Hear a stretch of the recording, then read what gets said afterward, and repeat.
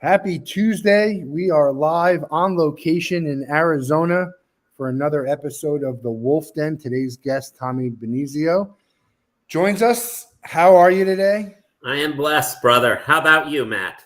I'm doing great. And Better than I hello to you. deserve, as my friend used to say, better than I deserve. Right. But Good saying. glad to be here. Happy to have you on.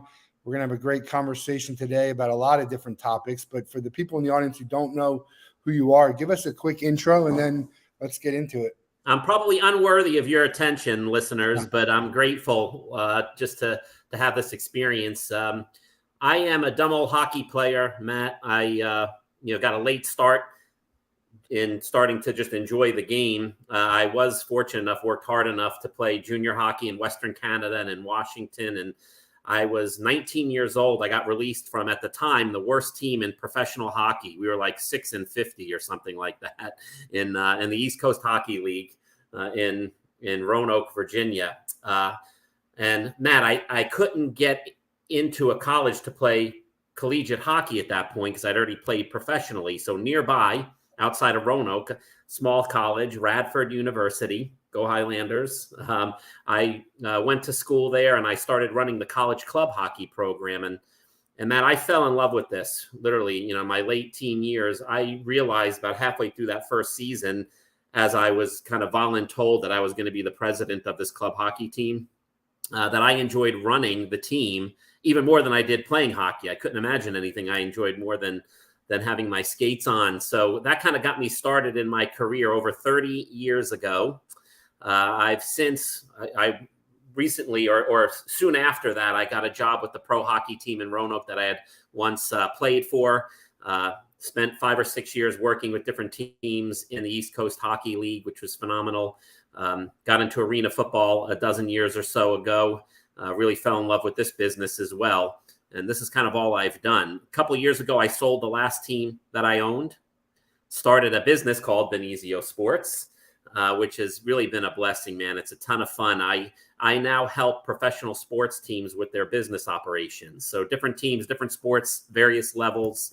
I'm blessed to have, the opportunity, the trust of different team owners to have me come in and spend some time with them and help them improve the way they run their teams.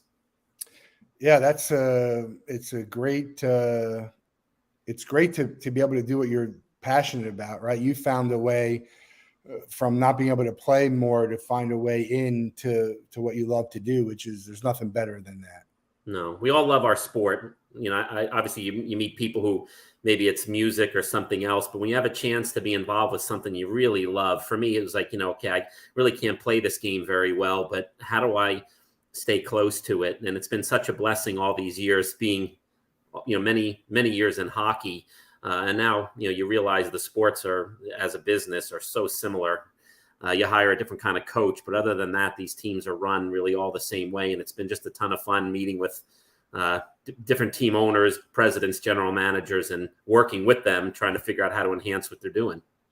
Yeah, I want to go back to talk about club hockey. What is club hockey? Because I watch my Gators. They have a club hockey team, but then you got the Frozen Four and the official NCAA. Why are they just a club hockey team, and do they generally turn into a regular collegiate sport? The expenses related to hockey, right? Every university, colleges at the highest to the smallest degree have really great fields. You can play soccer, lacrosse, of course, football. Most sports don't require this additional building and facility, an ice rink. So college club hockey has become really popular over the last 30 or 40 years. Something probably didn't exist 40 years ago, or was maybe, just a rarity then. Now you see universities in Florida and all the way up to North Dakota, everywhere in between, that have these club hockey programs where the university isn't in a position to take on the tremendous expense of building an ice rink, taking on a hockey program for both men and women. Now students get together and say, hey, let's form a team. We'll create a club.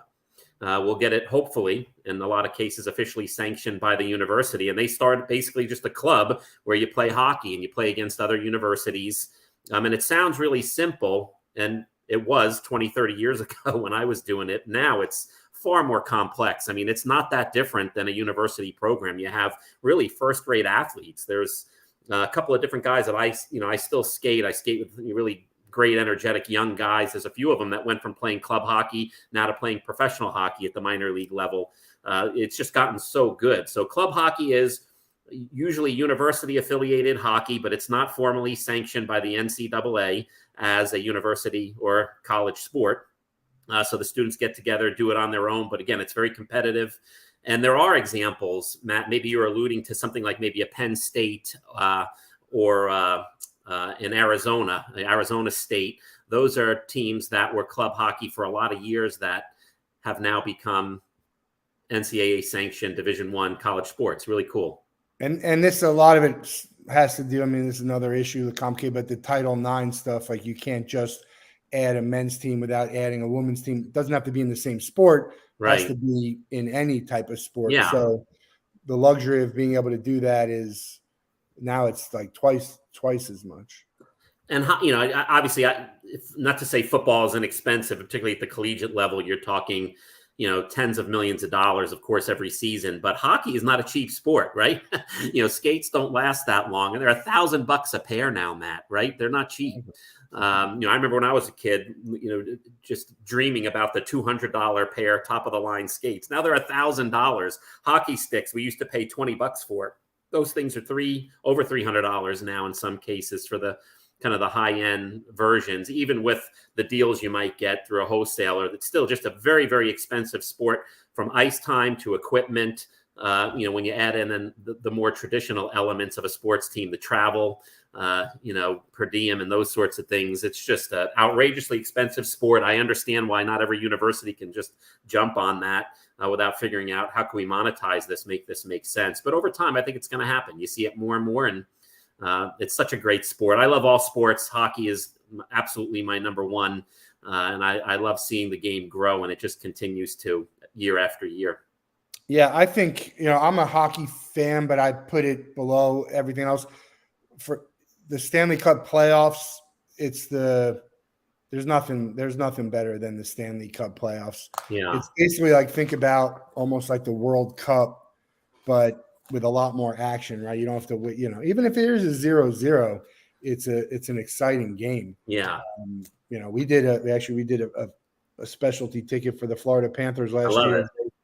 They had the best record in the NHL, a disappointing finish, but hopefully they'll come back this year.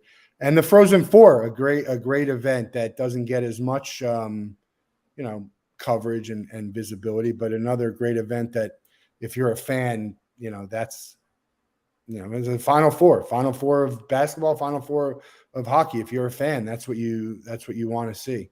Yeah, it's exciting. And the game is just so fast. It's so physical, right? There's just that very unique, gritty side of the game. I'm a big New York Islanders fan.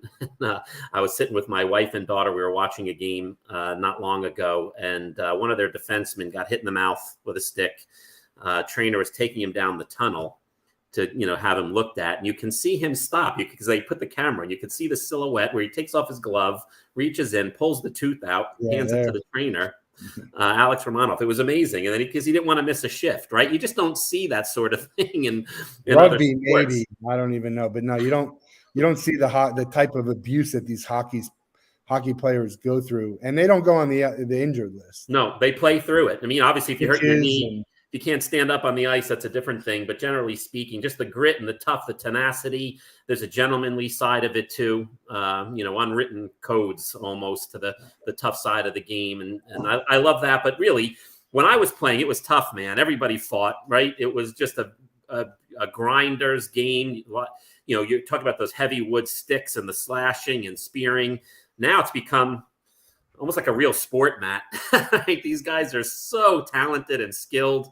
I look at the kids that are playing now. I could not have played anywhere that I played back when I did. The skill level is just so high. I never would have been able to make any of these teams. It's just remarkable. The game has become more and more fun to watch, which probably isn't a coincidence that the game has grown in popularity as it's become more of a skilled game and less of a, kind of a brawl type event. Yeah, I got my wisdom teeth pulled by the official dentist of the Florida Panthers. That was back in the day. He's not. Okay. They're not the official dentist anymore. But yeah, the popularity is growing. There's different variations. Even the women are killing it right now overseas, and like some junior, some ball hockey, right? Not just puck, but ball hockey, and so it's great to see. It's great to see it grow. And the minor league hockey, from what I understand, is about as healthy a minor league system as we have in sports, right? It's, I mean, baseball is certainly the gold standard when you talk about just the affiliations, the organization of it all. But hockey has grown in that assortment too. I've become close with the Allen Americans here. I'm in Frisco, Texas, outside of Dallas. Love it here. There is an East Coast Hockey, or ECHL now formerly, team here, the Allen Americans, and they do such a phenomenal job watching them grow in attendance. Johnny Mydra, who is the president there, is a friend of mine. I admire how hard they work and the things they have to do to make it work. You see, increasing great crowds in all levels. The single A level, the Southern Professional Hockey League. I have a good friend of mine, Hunter Bersani, who I'm real proud of. He plays with me in the summer times. That's playing in Roanoke, at that single A level of hockey. And, I watch as I follow him, and I see tremendous crowds at that level as well. It's great. It's the people's passion for the sport, regardless of the level. It's such a fun game to watch live, Matt, right? You probably experienced that with the Panthers. People just love being at those games, and I'm happy to see those teams do well, because again, it's an expensive sport.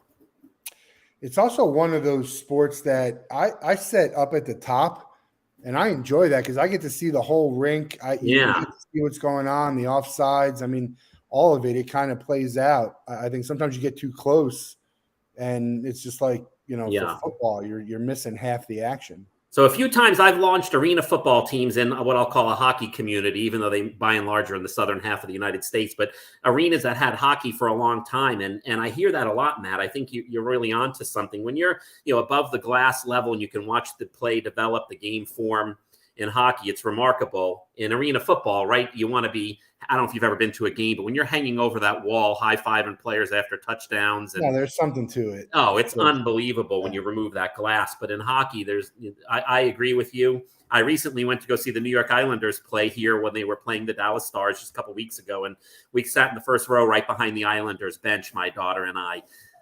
Much harder to watch the game, but it was just a fun one-time kind of experience to invest in those sorts of seats, just to be that close to these guys that you love and you watch. We all have our favorite team, right? You love those players, and it was fun just to be 18 inches away from all of them throughout the course of the game. But generally speaking, I agree with you. I want to watch the game. I want to be a little higher. While we're talking about minor league hockey, I want to give a shout out to the Chicago Wolves, Calder Cup champions of the AHL, our friends over there, Leslie, and they are. It was fun to follow them. Leslie's a big supporter of the mental health. They're doing great kind of promotional stuff. And that's what the minor league is about a lot in hockey and baseball and the arena league. So it's weird to say this, but it's not like probably as big a transition from a minor league to arena league as you would think, from two different sports to two different levels, right? Yeah. So, the people that listen to your broadcast here, I'm sure they have some idea just from hearing different guests that you have on. I mean, sports is a business. I wish at times in my career that it was about winning games exclusively, right? Because you just give your whole budget to your coach and say, go make me money. But it's a business. You got to figure out how can we make more money than it costs to run our team. And when you break that down, you start to look at, well, how do we really make money, right? At the minor league level, most of my clients, I have probably 70 different teams that I'm blessed to have worked with over the last 2.5, 3 years since I started my most recent business here.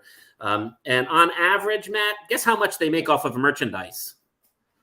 Merchandise? Nothing. They don't make any. They lose it. A lot of I have more teams that lose money. I mean, it's a professional basketball game, baseball game. You have to have that stuff. You can't have fans show up, not be able to buy a hat or a T-shirt.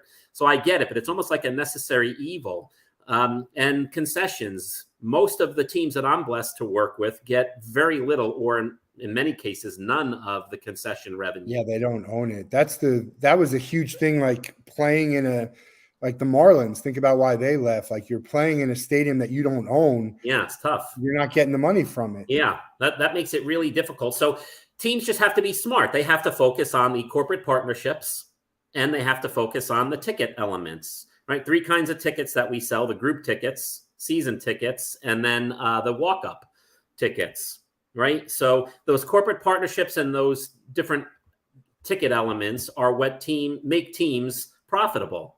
If a team can break even, it'll be there forever, Matt, most cases. But, average professional sports team sub the major league level is not profitable. You have people that love the community, love the team, for various business reasons, might support it for a while, even though it's losing money. But if you want a team to stick around and ensure success and that it grows roots, you have to figure out, like any business, you have to figure out, how can we make this team profitable, or at least get it to a break even. And it's those 4 elements: the corporate partnerships and the 3 different various types of tickets that make that happen. One of the things that is curious to me is, are minor league teams and arena and specialty type teams, are they better off in a big market where there's a lot of competition, but there's a lot of market, or in a smaller market where there's not other professional teams, and this, for people's entertainment dollar, this is where they're going to go?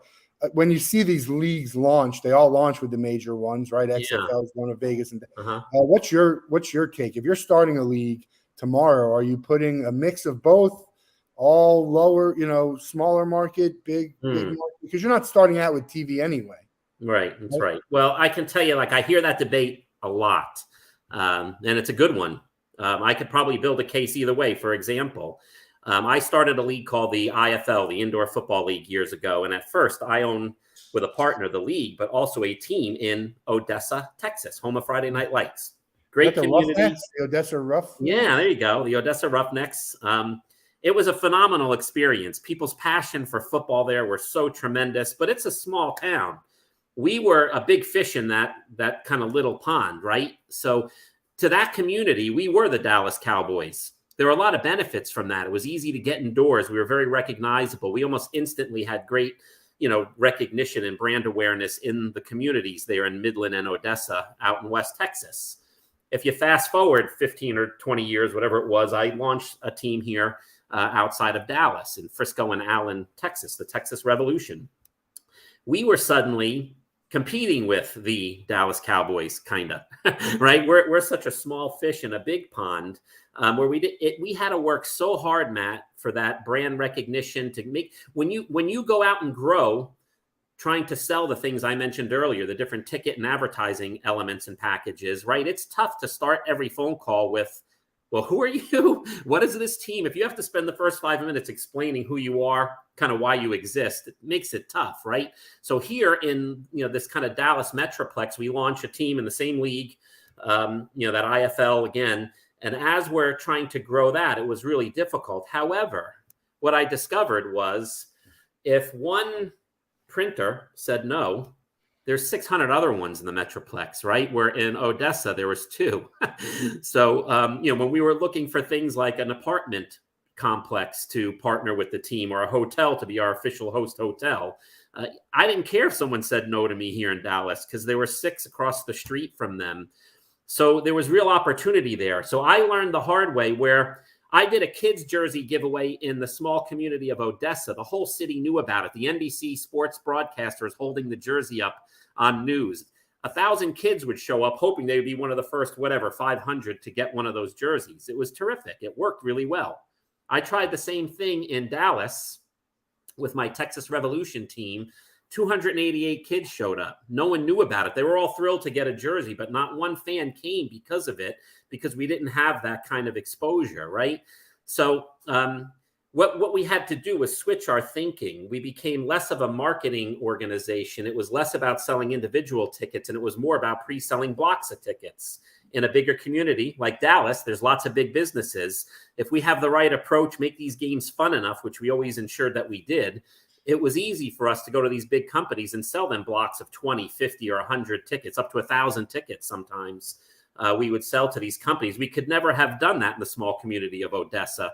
So I'm giving you a very long answer. To me, Matt, it's really, I've learned from my personal experience is that it's 6 of one, half a dozen of the other. There's real benefits to being in a small community, having that passion that kind of almost overwhelms the team with people just showing up and wanting to be part of it. But you also have a lot less opportunity in those small communities. And you also don't know if it's going to be the right small or the right big community until it's too late.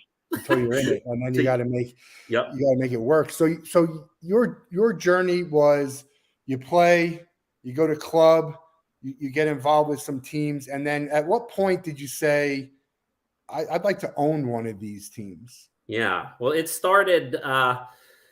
Let's see. I went to El Paso, Texas. Another really great stop in my career. Spent a couple years there. At the time, the Western Professional Hockey League had a team there, the El Paso Buzzards, and the team went out of business about, I don't know, a month maybe before the season. So there was a guy that they gave the team to who I became friends with, and he said, "Hey, look, why don't you come here and run this for me, and I'll give you part ownership."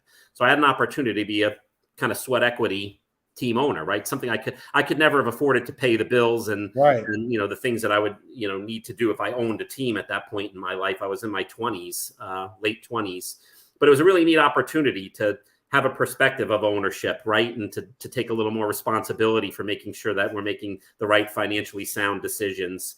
I left there to go launch a team in what's now the Southern Professional Hockey League. It was the Knoxville Ice Bears, great team. They're still thriving. Love all the people out there in Knoxville. It was a great experience. Although to a Gator fan, I shouldn't talk about Knoxville. So I'll kind of move on from there. Fine. But they've won nothing. They've won nothing lately. We're fine. Okay. All right. So, that was kind of a neat opportunity and a transition to, I get a call, Matt, from a buddy of mine who says, "Tommy, this arena football things, it's 2003. This arena football concept has grown. It's from New York to California, all the way back to Florida. It's everywhere except there's one state that doesn't have any teams, Texas. Weird, right? Yeah. If football will work, this indoor football, arena football concept will work. The Arena Football League, the AF2 with, I don't know, 40, 50 combined teams at that point. And I had some experience with it when I was the president and GM of an ECHL team in Roanoke, Virginia, years before. I was a founding member when we added an Arena Football 2, AF2 team there. So I had a little experience. So my buddy calls me and he says, "Hey, we should start our own league and we should do it here in Texas." It actually started with the concept of let's call the Arena Football League and buy the rights to a couple of markets, Matt. So we did that. They explained to us that this guy that had bought from the Arena Football League every single city in Texas with an arena, he bought the rights to every single one of those communities. So we couldn't just buy teams in Texas, marketplaces, franchise territories from the Arena Football League. So that was very odd to us. Probably never heard of this guy, but his name is Jerry Jones. So in his mind, Matt, if there was going to be pro football, I'm guessing here, but speculating that he wanted to own it if it was going to be in the state of Texas. This was even before the Houston Texans. So we went to Valley Ranch, met with his people and asked, "Hey, can we possibly partner with you, launching a couple of teams? We really want to do this." And they declined after a week or so of thinking about it, right? And so we said, "You know what, to heck with it. We'll start our own league. We'll call it the Indoor Football League, the IFL, instead of the Arena Football League, the AFL." And we had our attorney work on, purchasing their patent wrapper, so we knew we can make the game as close as possible without the possibility of getting in any hot water. And we launched the Indoor Football League with 6 teams here in the state of Texas. And it grew from 6 to 8 to 10 to, at one point, we merged with a Midwestern league and it became a 19-team league with this national footprint, right? So it was neat to kind of see that grow. So I went from, a little bit of ownership, just to answer your question, into owning not only my own team there in Odessa, but also owning half of a league that we launched. It was exciting. I had no money, right? Couldn't rub 2 nickels. In fact, the Arena Football League, we didn't know this. We weren't smart enough to figure this out. They own the rights to the name Indoor Football League. So we printed shirts with IFL on it. We wrapped vehicles. We couldn't afford to redo that stuff. We were so broke, man. So when we got that cease and desist, realized we couldn't get out of it, we literally went through the dictionary looking at I words, trying to figure out what can we call it instead of the Indoor Football League. And we changed the name for a year or two until Indoor Football League came available. We were the Intense Football League when we started. We had to find another word that was fitting, and that kind of worked. So it was pretty neat to, to have that experience and, to not have any money and still be able to kind of scratch and claw and work hard enough to get into ownership of a part of a team, a whole team, a league at one point.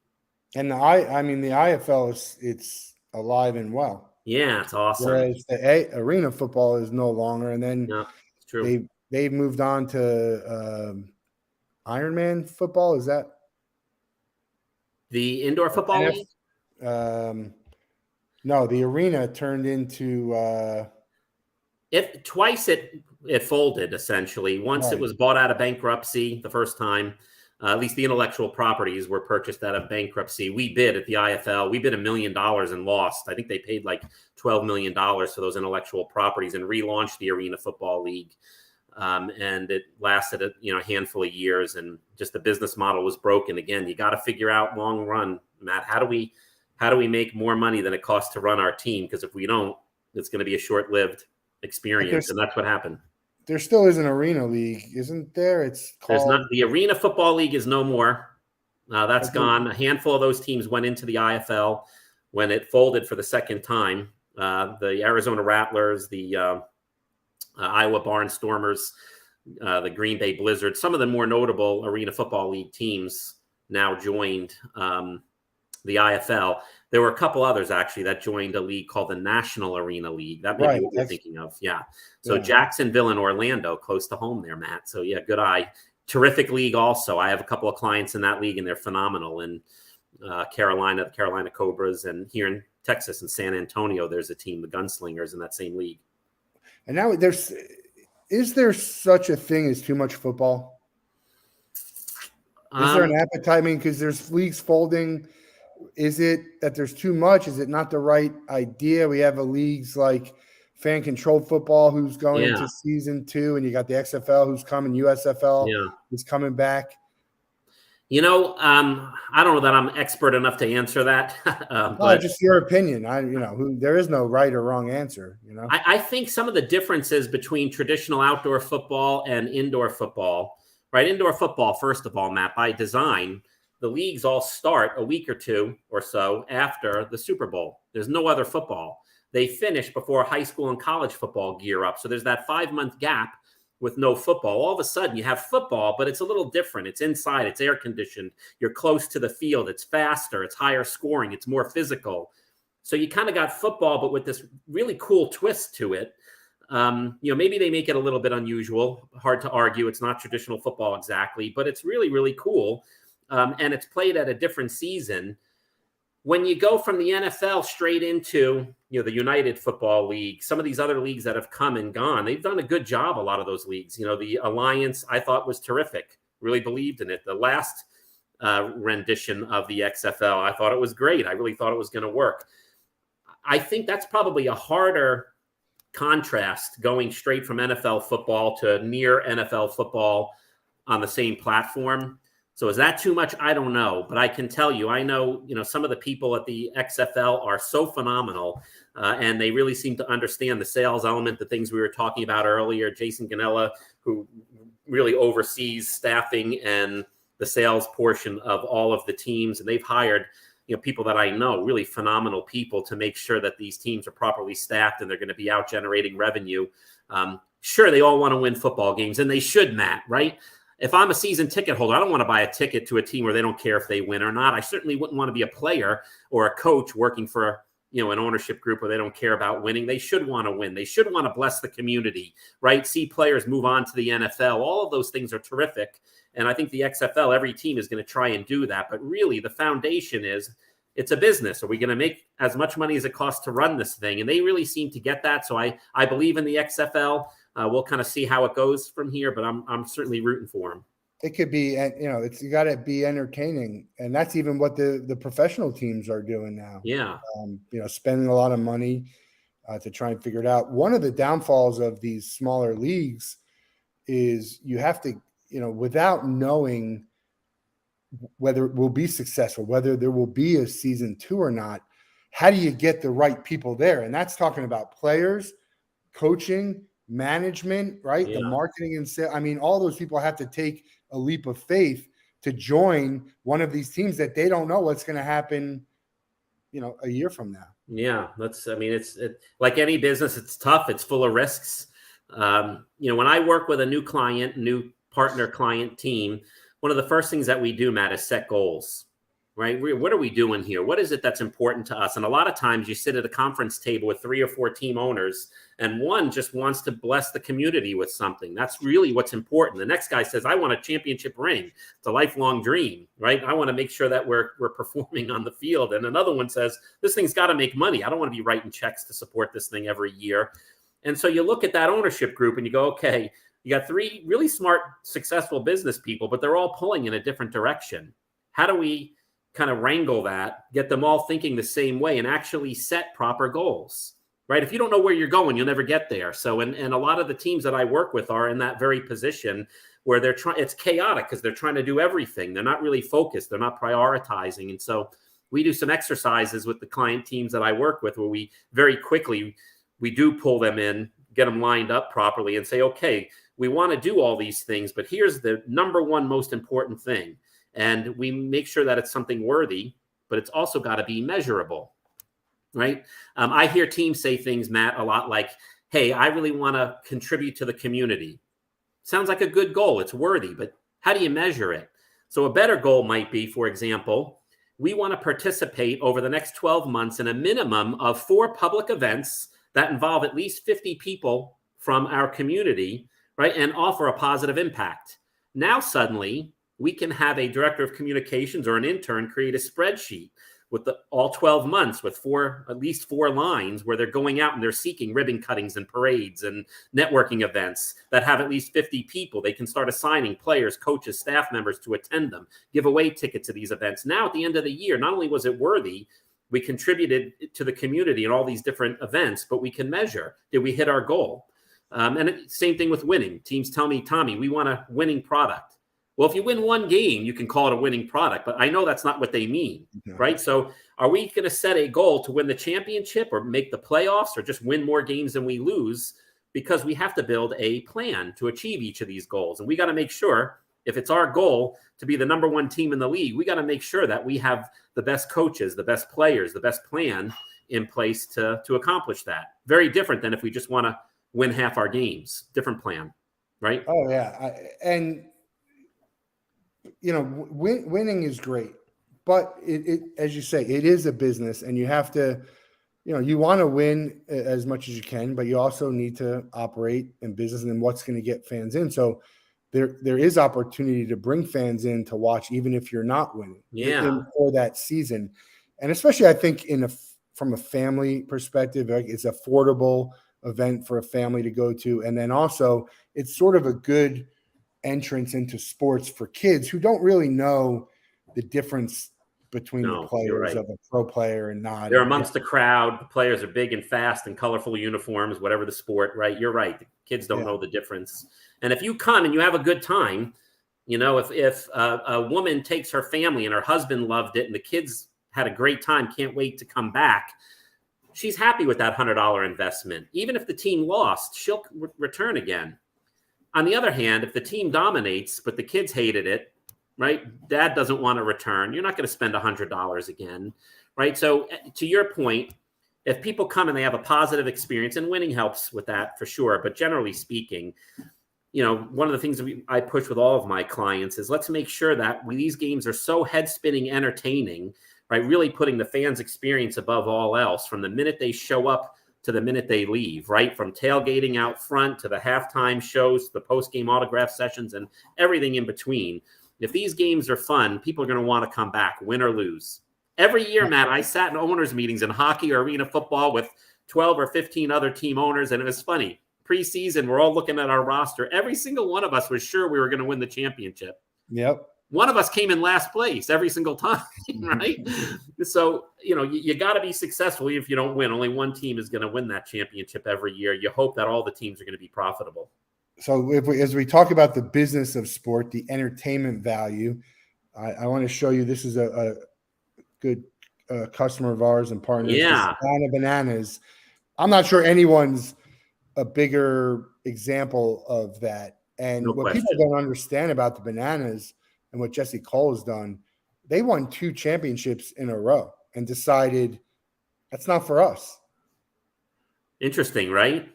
They were selling corporate partnerships. Average professional baseball teams sub the major league level, close to 40% of their revenue is the advertising they sell. And I don't know if you knew this, but they stopped selling that a couple of seasons in. They didn't want to bog their fans down with this commercial experience. So Jesse is remarkable. That team is remarkable. I use them as kind of a textbook. I play videos and things every time I meet with a new client. If they're not familiar with the Savannah Bananas like you are, Matt, if you're a fan of the sports business, that's a name you got to get familiar with, because what they do from beginning to end, putting their fans first, is absolutely remarkable. Yeah, I saw Banana Ball in West Palm. I actually was lucky enough to see Banana Ball in Grayson Stadium, which is it's a great, if you're in Savannah, I'll be back in West Palm for Banana Ball, but those are all against the Party Animals, which is, they're like Globe, I always say they're like the Harlem Globetrotters of traveling baseball, but I think they'll have to expand and be able to play Banana Ball rules against real teams, and they'll do well. They have good players there, and it'll be entertaining. It'll be interesting to see what they do. They got this big world tour. They're going to sell it out. They got a huge waiting list. What's going to happen next year? And that'll be the interesting thing as you have to adapt. Again, we might not win. There's teams that know they're not going to win for the next 2 or 3 years. Yeah. What do I have? What's my plan for this to keep everything going? It's different in a minor league and in a I don't know, what do we call it, like a non-traditional type of league, right? Because are we even going to be a team in 3 years? Yeah. Average lifespan of a professional sports team sub the major league level, with the exception of affiliated baseball, Matt. It's less than 5 years, right? So most of the teams that I get to work with, they've been around for 0, 1, maybe 2 years. They have very little experience, right? And you think, coming into this as a savvy business person, most of them, that's why they can afford these teams. They are. It seems fairly basic what you got to do, but when you get in there and you get your hands into the dirt, you realize, wow, this is a very unique business. And I'm grateful that situation exists, because it's why my business exists. But I love coming in with 30 plus years, 33 years of hard knocks experience, Matt, right? A guy, again, who if my team wasn't profitable this week, my family didn't eat, right? So I had to, with desperation, make my teams profitable. So most of these teams, what they're going through or about to go through, I've been through many times. And I love going in there and showing them that, teaching them how to do this better so that they can exist. If you're to your point, if you're the average team, you're not going to be here in 2 or 3 years. So these teams, they have to be above average. They have to be excellent. I think it takes within 2 or 3 years, you should be able to build on learn what worked, what didn't work. Yeah. You should be able to do that if you're doing things right. But I'll ask you this. Can we put any team anywhere and be successful? Are there some areas in sports that just aren't going to work, and people, it doesn't matter who's running this? I've seen, Matt, 90+% of a team's success or failure comes from who's going to operate it and how. I'm sure there are some impossible situations out there, but I can't say that I've ever seen one, to be honest with you. Yeah. Right? If a team is built on a foundation of sales and they properly present the team in the community and build relationships, I've just never seen one not work. Any sport in any circumstance. Conversely, I've never seen a team be successful where they're not out selling and doing the right thing. So if the team is operated the right way by people who understand that, I think about this all the time. I like cars, Matt. Are you a car guy a little bit? No, I mean, my brother likes cars more than I do. All right. My nephews, they love cars. They love. Okay, so if I got together with those guys and we said we're going to start a car shop, like an automotive shop, but we didn't hire a mechanic, the thing probably wouldn't go so well, right? Me and your brother can go out there and beat on some cars with wrenches, but ultimately, or even more ridiculous example, if you and I started a hospital but didn't hire doctors, this wouldn't go very well. But a lot of people, they start these professional sports teams and they hire, hey, my buddy is a former NFL player. He'd be the perfect general manager, right? And I'm sure they're going to engage him because he's a bright and trustworthy person. But if he doesn't have the business acumen and understand our industry, same thing's going to happen. Years ago, Matt, my mother and I looked at buying a Chick-fil-A. This was in Richmond, Virginia, right? Very expensive. It was expensive, but that wasn't even the big deterrent. Do you know what you have to do to be a Chick-fil-A owner operator before you can? We have friends who talked about putting a group together to do it. I don't know. I know it's not easy. Well, here's what they make you do. And this is years ago. It may have adjusted since then, but I'll never forget this. You have to work for another Chick-fil-A owner operator for free, full time for a year. Oh. A year. Like, who could do that, right? We're business people. I can't work full time for free for a year. And at the time, it seemed ludicrous. But now, every time I go to Chick-fil-A and the line is across the street, I end up going to some other fast food place half the times. I don't have time to wait because they have no line right next door, right? The success of those teams is incredible. If I work for free before I open my own store for a Chick-fil-A operator for a year, I know what to do when the soft serve machine breaks, when an employee doesn't show up, right? I am so well versed. I am investing 1 year to guarantee decades of success.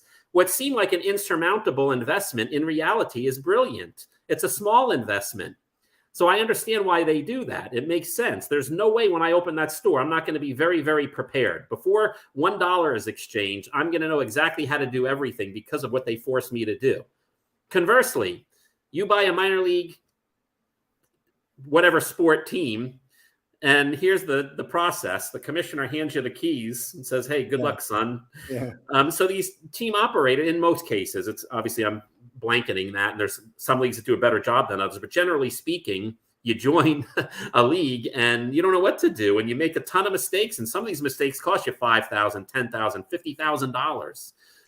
It's a labor of love too, but you need to have a good amount of money to get in there. And I don't want to. I mean, it's obviously a reason why you don't own these teams anymore. You'd rather work with them than own them. For probably a number of reasons, but certainly money is enough. If these teams were financially worth the money that all these other ones are, you'd probably have some teams, right? Yeah. I mean, I love the business. It's addictive. Matt, when you're standing on the sidelines and you're watching a quarterback that you help recruit, throw a touchdown pass to win a game that puts you in the playoffs, and there's 4,000 people from your community screaming behind you, and you're part of this, it's got to be as great an experience as you could ever have in business, right? It's fun. The success of building a relationship with a new corporate partner, seeing a family enjoy themselves, the lifelong experiences, the memories that you create for local families. I have great stories about that sort of thing, Matt.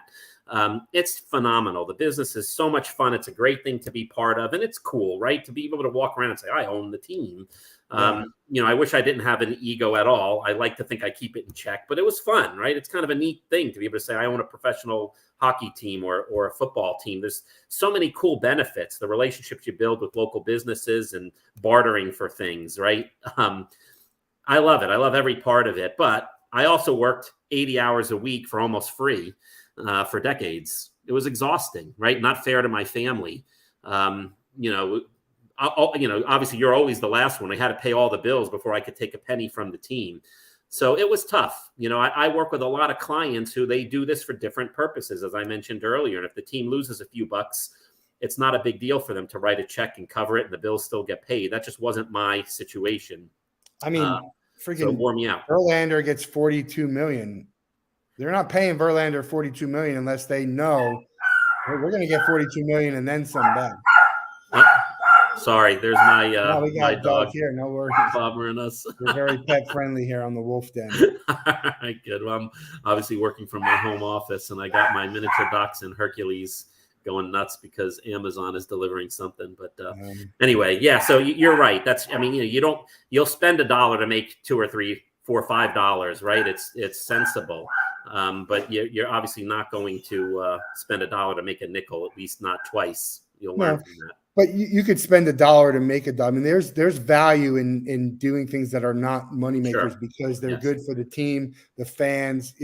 We talk about this all the time, and it's one of the biggest factors in what I'm trying to do is saying, look, you might year one, you might not make a ton of money by offering a commemorative ticket or a souvenir ticket, but there are fans out there who will appreciate it, whoever they are, and those are the fans who are going to they're going to tell others. They're going to have that great feeling. We don't know what they're going to do. They might, and they save those and they frame them and they're in their office and they tell people about them. Those tickets, what you do is amazing. Like those tickets are so valuable, and the experience that it creates. And, you talk about the minor league experience that makes you feel like you're having more of a major league experience when you don't get just the standard, digitally printed ticket. And we got people, I get emails all the time saying, hey, I went to a game, it was digital, can you do this? And I if I know the team, I send it to them. And the problem is, it's if I want a ticket, I collected tickets all my life and you won't give me a printed ticket. I'm a season ticket holder. I'm not going to cancel my season tickets, but I'm going to have that feeling, a bad feeling. And it might be like, I'm going to spend a little bit less in the merch store. I'm going to do, this that's going to be negative. And people don't understand. So there is value in doing something that's not going to be, not everything has to be this huge money-making thing, especially as you get in the lower ranks of the sports. Yeah, no, you're right. And things like a game program, now most teams are doing those digitally. I get why, right? The cost of printing that physical booklet is high. And it even more so like in your business, everybody's got this digital platform now, but it's not the same. No question. When I mentioned going to that Dallas Stars game, to me, that was, I don't want to say a once in a lifetime experience, but close, to be able to sit right there and make the investment I did in those expensive tickets. I didn't get a ticket. I would save that. My wife and I actually have a glass kind of shadow box frame that has pre-printed on it as tickets. Yeah, we shadow box is a big thing now. So cool. Yeah. The tickets are great. Yeah, I think it's funny because my brother, we made a bet on the Bucks game last night, and it was like a parlay, so you won less than you actually bet. And I was like, it seems like a dumb bet, but you know what? If you're confident in it, you're gonna make money. So I think the sports are a big business. I think if we start to only think about sports as a business and only about the money, I think that's not great, right? You have to have this healthy mix of hey, how are we going to compete on the field? How are we going to enter? Now we got our guest dog. How are you going to compete on the field? How are you going to make the fan experience better? And I think a lot of things that are happening these days are under the guise of fan experience, but they're not. They don't really make the experience better. I mean, I don't know. I'm someone who doesn't want to sit on my phone when I'm watching a game, but there's a lot of stuff that's being geared towards that. And there's there's enough people who want it. Right. Matt, I was scrolling through LinkedIn 6 months ago, maybe, and I stumbled across a post somebody had reshared, not somebody I know. I think Andrew Stallings was the guy's name. And I'm looking at this picture. It caught my attention. And I start reading the story, and he talks about how in his life, his family, they moved to Roanoke, Virginia when he was 10 years old, and how he was just this happy-go-lucky kid. And I'm paraphrasing, and it's been a while since I read the actual post, but the general idea is his life started to take almost this downward spiral. He was getting picked on, bullied at school. The kid just became really unhappy. And he talks about this moment where his father came home and said, look, I bought season tickets to the local professional hockey team. And they started going to the games. He made friends with the other season ticket holders and their kids. He met the players because this particular team there would do a skate with the players after Sunday afternoon games. They were encouraging him. He started playing hockey. He talks about that moment as like a turning point in his life. Now a grown man, Andrew Stallings was his name. And I'm looking at this picture, and he's wearing this Roanoke Express jersey that I had designed, right, with a logo I created. I was the president and GM of that team at the time. All I cared about, Matt, is, man, I got to make the ownership happy. How do I sell more? Where can I make more money? I miss the fact that we are creating this lifelong, life-changing, in this case, experience for this really great super personality, this young man. I missed it. I missed that whole experience because I was so concerned about the business. So you're right. It's not all about winning, but again, every team has I think, a responsibility to do everything they can to put the best product they can on the court, field, ice. It's not all about being involved in the community, but you need to do that. It's not all about being entertaining and creating the memories for families like happened with that young man there in Roanoke, but that's important too. You have to try and do all of these things Again, the foundation under it all is sales. You can't win championships if you can't pay your players and they all walk, right? If you can't finance the thing properly and it goes away, you can't build lifelong memories. So you got to build that foundation of treating this like a business. But beyond that, you have a responsibility. It can't just be about money. These teams have to go out and entertain and love on the people that are giving you the love, that are buying the tickets, the lifeblood of these organizations. Roanoke's a great example because I'm not great at geography, but it's probably a good 3 hours to get to any professional team. So you see a lot. Yeah. Yeah, I mean, it's a little isolated. I mean, Knoxville's probably 4 hours away. They used to have a great rivalry. There was an in-state rivalry back in my day between Richmond, Hampton Roads, and Roanoke, even though, Richmond was maybe 3 hours, Hampton maybe 4.5, something like that. But yeah, it's not like being in Florida, maybe, where you could potentially have 4 or 5 opponents in state, right? But I'm even talking about the major teams. Like if you want to go to NHL, I see, NFL or Major League Baseball or NBA game, you're a good 3 hours from any of that. Yeah, Washington D.C., Carolina. To go to a Panthers game from Roanoke is 2 or 3 hours, and I want to say it's 3 or so hours to Washington D.C. Nashville is probably close to 5 hours. I don't know. So I think that's a good opportunity to, we talk about the small market and with nothing else around, it's a good opportunity if you do it right. Why not have a basketball, a football and a baseball and a hockey team? Yeah, no, phenomenal. Great city, great people.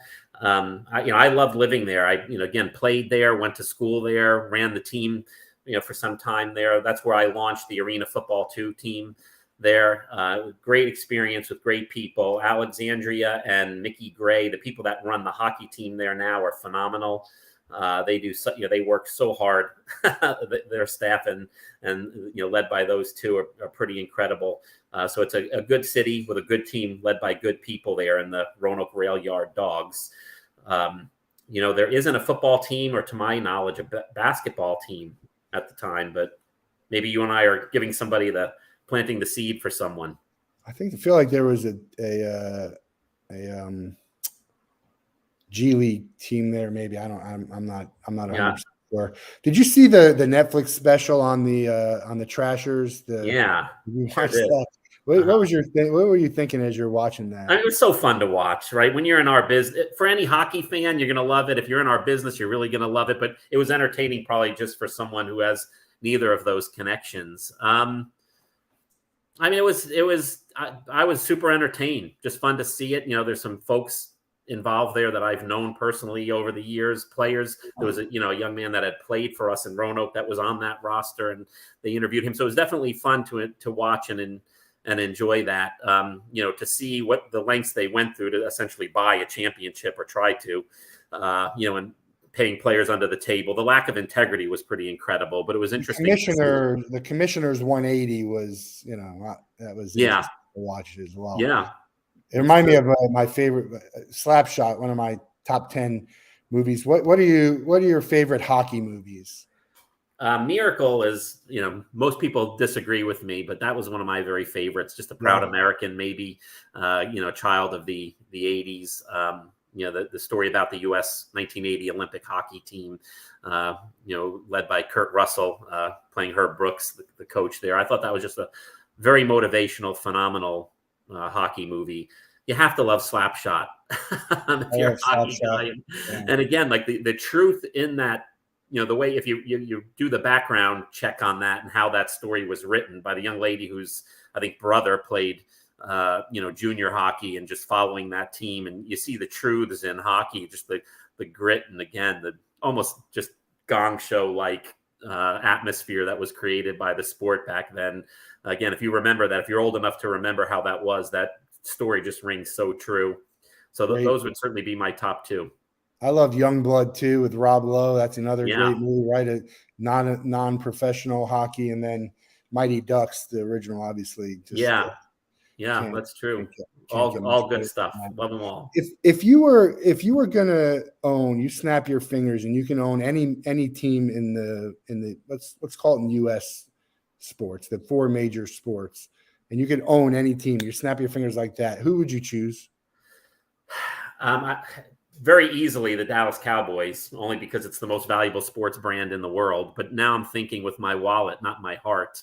I mentioned a couple of times my passion for the New York Islanders. Again, growing up a hockey guy in New York, hockey fan in New York, as an 80s kid. I love that team. I love the character, the blue collarness of it, everything that they do. I just admire.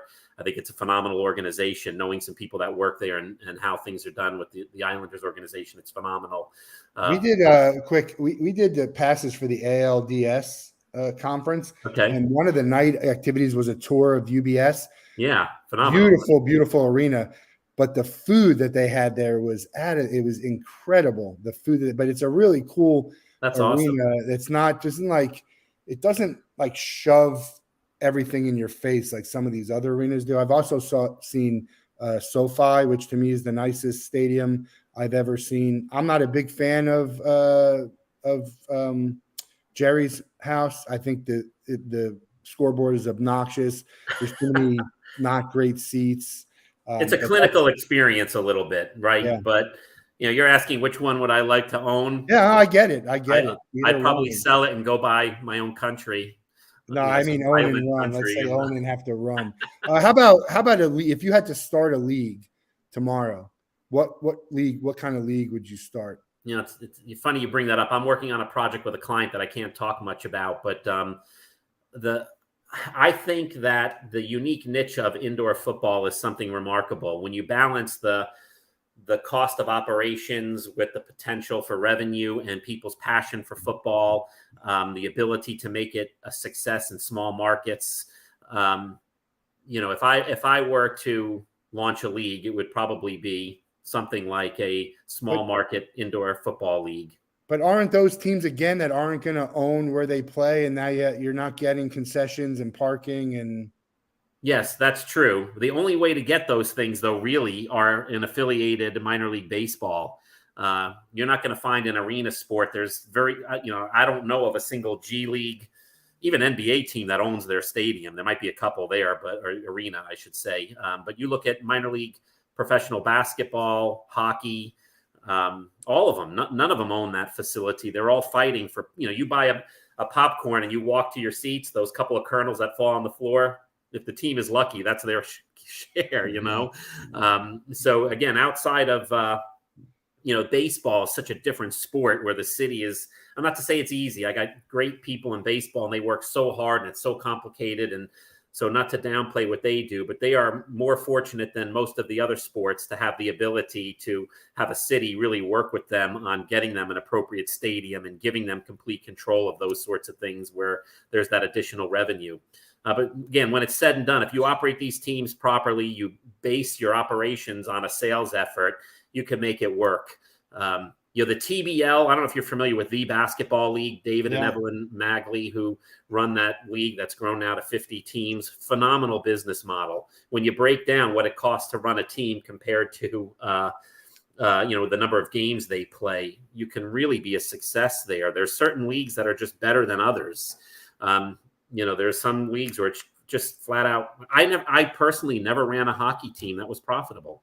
I'm embarrassed to say that. Maybe it's shining light on my own personal shortcomings or inabilities back then. But the business model is just so difficult when you're talking about spending, even at a low level, a couple of $1 million minimum to run a team. And then you look at 30 home dates, if you're lucky to play in a league that plays that many, you start to divide that out, right? You're talking about really high numbers per home game. It's virtually impossible to generate the revenue you need to cover that home game and a matching road game and all your other annual expenses. So when they say when you do an event, you want to get enough sponsorship to break even with everything, and then everything else is gravy. That's the challenge when it's the expense. Every year, your goal should be, and again, I preach this to the teams that I work with, in the middle of this season, start planning for next year. Let's start generating revenue and building for next year. Let's get all of the renewals done for our current ticket and advertising package holders. So that way we have the entirety of what most people refer to as the off season. I call it the preseason. We have the 6 to 8 months of that kind of preseason to go out and generate new revenue because we already got everybody back from last year. right? So now you put yourself in a position, Matt, if you do it properly, that before you play your first game to break even, hopefully be profitable. It's a beautiful feeling. You don't know if you're going to win every game you play or lose every game, if there's going to be some public disaster with one of your players. You just don't know what's ahead. So when you know it cost you $1 million to run this team, and we've generated $1 million in season ticket, group ticket, and corporate partnership revenue combined, if we can get to that point before we play our first game to break even, it's a beautiful thing, right? So to your point, yes, it's not necessarily just the corporate partnerships, the sponsorships, as you're calling it, but it's the combination of the things you can pre-sell to get those out of the way before you start is a great feeling. I want to get your thoughts on the FTX. Is there any downside to the Heat having FTX name their stadium? Because they have the money. They just don't get future revenue. They'll find someone else to sponsor it. Nobody really cares about the negative aspects of the Heat arena. Yeah, I don't know what was paid up front or the details of that deal. It's probably public knowledge at this point. I haven't paid enough attention. I can tell you, obviously very small scale. I cried. One of the only times as an adult that I really bawled crying was when I closed a field naming rights deal for my most recent team with a company called HR BioProtect, a hand sanitizer company before COVID. Right. It was the biggest corporate partnership deal that I had ever been able to secure. It was a 3-year deal. It was astronomical money. It insured astronomical for our team. It ensured our profitability for 3 years. It took this load off. So excited. I lied because I cried again a few months later when the company went out of business before they paid us anything. So assuming they got the money, right? If they didn't spend money that they thought they were going to get. Typically, those deals are paid on an annual basis. It's somewhat unusual to get a whole lump sum up front. But assuming, if they were ahead of the game, if there's, if the deal, I don't want to say if they were smart enough, because who could see that coming? But if they were in a position, and they probably were, that they, the building and the team took in the revenue in advance, at least enough to cover, the current year, putting them in a position they can go find a replacement. I'm sure they're fine. But you said who could have seen it coming? I mean, it is crypto. It's like, let's talk about if it's, something like these marijuana companies, the crypto, those are the sort of volatile, high risk, high reward type of opportunities. And that's true. Probably worth minor league and non-traditional sports taking a look at that, right? Yeah, no, for sure. And to your point, especially at that level, those people are probably pretty smart to make sure that they had assurances in place. Maybe they did get all the money up front, in which case. I don't know if they did. That would be crazy. Or if it was in crypto and it's worth a tenth of what. Either way, they didn't give. All they did was give up the name of their arena, so they didn't really give up much for that. If you had a team tomorrow, any sport, what would you name them? What would be a cool name that you would love to be able to name a team without having to worry about city tradition and all this stuff? Yeah, again, when I work with new teams, I try and explain to the owners that this isn't about you, right? This is about the community. What is the most appropriate name? What's going to help ensure the success of our business and that sort of thing? So you take your personal feelings out of it completely, but it's fun to be asked that question. When I did the Odessa Roughnecks at the time, I mentioned to you, I still do, pet prairie dogs. Who has pet prairie dogs? Weirdo. Yeah. But I love them. They were indigenous in the area. So I didn't name the team the Prairie Dogs, but the logo for the Odessa Roughnecks was an oil worker, obviously a roughneck, but it was a prairie dog with the metal hat on and the work gloves. And that to me was fun, right? Having a mascot that was a prairie dog was basically a blown up human-esque version of my pet. So that was fun. So now, as you heard barking earlier, my wife and I, Jessica, have become obsessed with our miniature dachshund.